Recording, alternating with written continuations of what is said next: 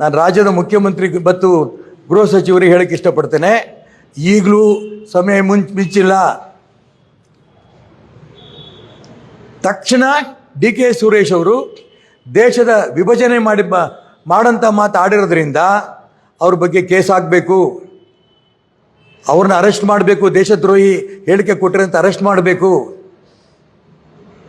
ಮಾನ್ಯ ಪರಮೇಶ್ವರ್ ಹೇಳಿಕೆ ಕೊಟ್ಟಿದ್ದಾರೆ. ಈಶ್ವರಪ್ಪನವರು ನನಗೆ ಯಾಕೆ ಹೇಳಬೇಕು ಇದನ್ನು?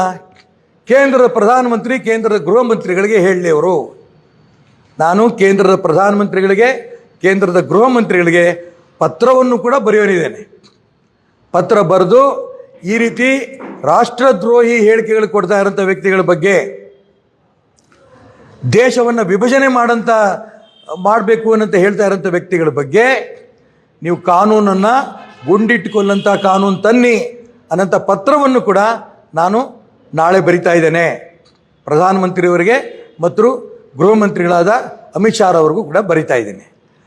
ಯಾಕೆಂದರೆ ಪರಮೇಶ್ವರ್ ಅವರು ಹೇಳಿದ್ದಾರೆ, ನನಗೆ ಯಾಕೆ ಕೇಳ್ತಿದ್ದೀರಿ?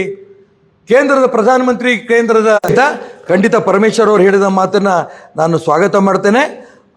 ಅವ್ರು ಹೇಳ್ದಂಗೆ ನಾನು ಪ್ರಧಾನಮಂತ್ರಿಯವ್ರಿಗೂ ಮತ್ತು ಗೃಹ ಮಂತ್ರಿಯವ್ರಿಗೂ ಈ ಬಗ್ಗೆ ಪತ್ರ ಬರೆದು ಅವ್ರ ಬಗ್ಗೆ ಕಾನೂನನ್ನು ತಿದ್ದುಪಡಿ ಮಾಡಬೇಕು, ಅವ್ರಿಗೆ ಗುಂಡಿಟ್ಕೊಳ್ಳೋಂಥ ಒಂದು ಕಾನೂನು ತರಬೇಕು ಅನ್ನೋಂಥ ಪ್ರಾರ್ಥನೆ ಈಗಾಗಲೇ ಪ್ರಧಾನಮಂತ್ರಿಗಳು ಮಾಡಿದ್ದೇನೆ.